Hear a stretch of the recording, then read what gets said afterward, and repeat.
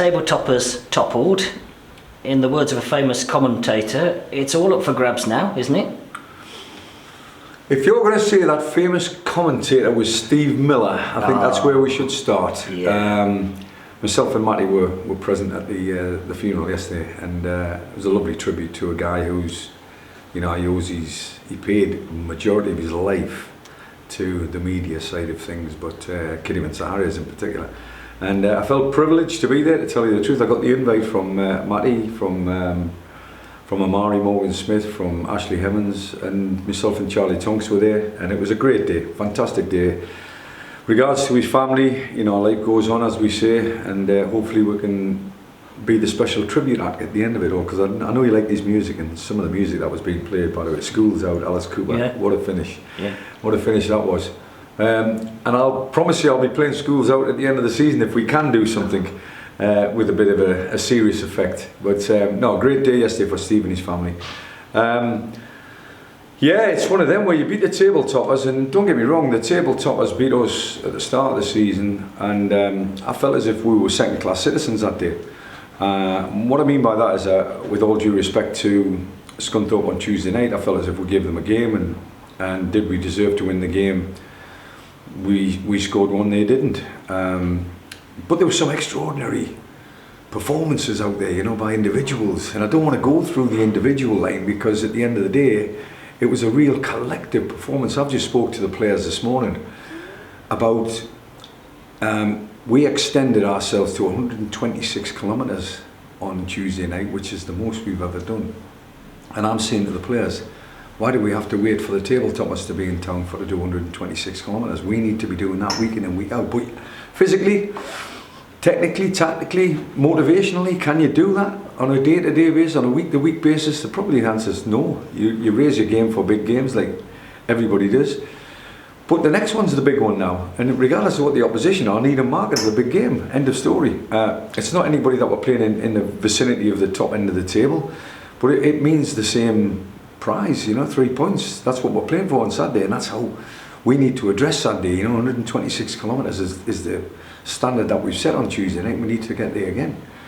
But we had to, because they're a damn good team. They were a strong side, a difficult unit to break down, and a lot of people said, it was a cross-come shot. Was it a fluke? It doesn't matter. It was what won the game. One of their best chances. Why Amari Morgan-Smith was running back to the line to head it off the line, I don't know. But you do extraordinary things on big days, and Amari, 5 minutes earlier, should have put the ball in the back of the net, didn't, but he kept the ball out of our net with a chance that fell to their big man up top. And that's the reason why we had a clean sheet. We had that mentality from 1 to 11, right the way through the team. Dibs will thank his team many, many times for the clean sheets that he's kept this season, which is over 20. But it's a collective mentality. I've always talked about clean sheet mentality, and if you get one that comes in, and I think we've brought a couple of players in at the right time. Kyle Morrison at the back, clean sheet mentality. He oozes it. He absolutely, it runs through his veins that he doesn't want to be beaten. He doesn't want the ball to go in the net. The goalkeeper, you could go right through the team, but the players that we brought in at the right time, one of them fell by the wayside on Tuesday night with an injury. Dave Worrell, and was ably replaced by Rhys McNally going to right wing back. So, we've still got that competition for places, which I've been talking about all season, and long may that continue. Yeah, let's talk about two of the individuals then. Maz Kouya's goal. I mean, has he turned from creator to magician? I mean, have you seen anything like that? Where Maz is concerned, it's a strange analogy, because when he goes down the line and he's playing left-hand side for us, for me, I've always thought he was a right footer. When he goes down the lane, he quite ably crosses the ball with his left foot. And yet, a couple of times of late, I've seen him run round the ball to hit it with his left foot, as if it's a right foot shot on a couple of occasions, but he runs around and hits it with his left, in which case he scored at South Shields recently. But the one where you come inside, and I think it was described as mercurial, and that befits Maz Kouya. I don't know what he's going to do next, and if I don't know, then the fullback's got no chance. I was a fullback. If I'm coming up against a winger that can go right, left, stop, start, quick, put a cross in whenever he wants to put a cross in, I didn't have a clue. I wanted a winger that was quite standard and I could hit him when he was running at the same pace as what I was running at, which is very slow. But Maz is, I've said of late, is just breathing a bit of life into the team. And what I mean by that is individually, he's coming on top of his game, and consequently, players around him are breathing off that. The likes of Rhys Devine down the left-hand side is now breathing a life into the team. Same with Hemo on the right-hand side. It was with Dave Worrell, Joe Fawkes, but now it's going to be another one on Saturday. And Dave Worrell, how is he, and what chance does he have for Saturday? I don't think he's going to make Saturday, which is disappointment. But the beauty of what I've heard today is it's more fatigue. It's more the mindset of the muscles telling Dave Worrell, you haven't played for a big chunk of time, and all of a sudden this manager's pushing you out there Saturday, Tuesday. So if anybody's to blame, I am. But I couldn't leave him out. It was just, the performance. If Joe Fawkes and Dave Worrell put the two of them together, my word, what a player you have. Wouldn't be here, that's for sure. But if Dave Worrell has Joe Fawkes breathing down his neck, maybe he doesn't get injured, because at the end of the day, he's a good replacement. But Joe's not quite ready, unfortunately, and Dave's not going to make it on Saturday. But he tells me, don't rule him out for Tuesday. So I'm sort of in heaven on Tuesday if he's available, but I'm not so much in heaven on Saturday coming. You could almost hear, the atmosphere drain out of the crowd when he came off. Yeah. That's how important he is to them and you. How do you replace him then? Well, it's you can't get like for like, because if we had like for like, it would be a no-brainer. The answer would be there he is. Where Rhys McNally's concerned, Rhys McNally's more of a centre-half than a full-back. Joe Fawkes is more of a full-back than a centre-half or a winger. And Dave Worrell came in and sort of fit everything. He became that. He's become more of a full-back or a defender, shall I say, since I've got to work with him at Southend many years back. He's actually understanding what a two needs to do: defend his back post, 1v1s, etc. But the wing-back situation suits him because we signed him as a winger, and basically he gets half a yard, and he's an old-fashioned winger, gets half a yard and crosses the ball. I think that is actually the beauty of our game compared to the modern day game. The modern day game, you get half a yard. Well, I need more than half a yard, so I'm not going to cross it. I'm going to come back. I'm going to start again. I think people get bored with that, to tell you the truth. All this possession. If you get half a yard, you want to see a ball go into the 6-yard box. You want to see a melee. You want to see a scramble. You want to see somebody put their head on the ball. And we've got people that do that as well. So it's difficult to understand who to replace Dave, but at the same time, I've got my eye on one or two, and there's more than one or two in the camp actually. So you had a red card right at the end of the game on... Who did? You did. I think you're innocent, by the way. And Matty's seen the video footage and he agrees with me. So what does that mean for you in terms of being on the sidelines on Saturday, for example? Oh, well, until I hear further notice from Matty or from the club secretary or from the chairman, I'm on the touchline. I'll go to speak to the referees as I always do before the game. And I'll be handing the team sheets in. Bottom line is I haven't been told that I'm not on the touchline, and for that reason I will be on the touchline. Quite often, as you well know, I am guilty, and I understand that. Hands go up, not a problem. I do actually. You've got to take ownership of what you are as a manager, and sometimes I do spill over, and I do understand that I've got to be punished. I understand that. Tuesday night wasn't one of them.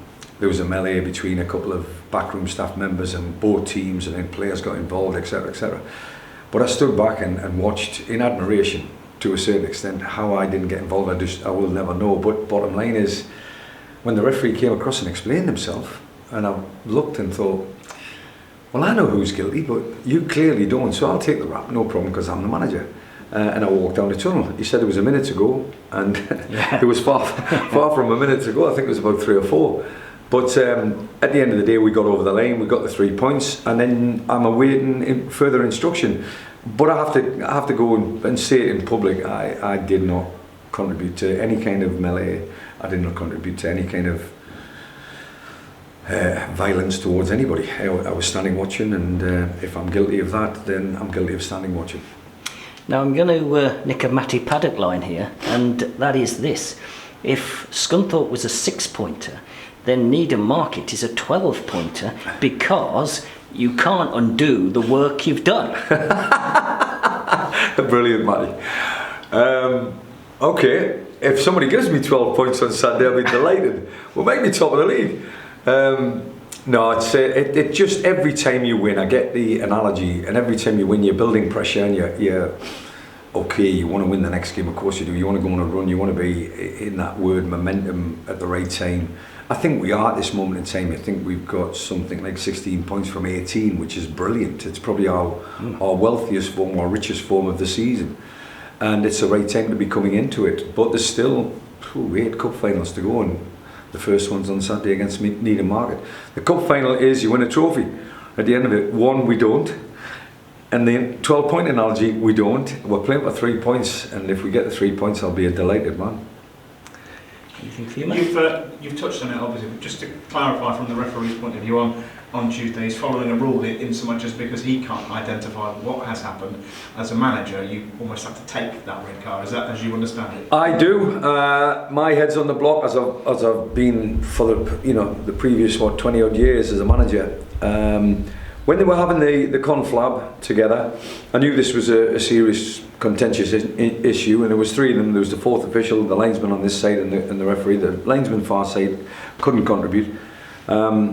Where he was, I don't know, but these 3 were talking, and it was clearly a decision that their manager had been involved with an incident with Neil MacDonald, fighting for a ball basically to get the ball on the pitch as quickly as he possibly could. He had felt that there was time wasting going on. Who doesn't waste time in them situations?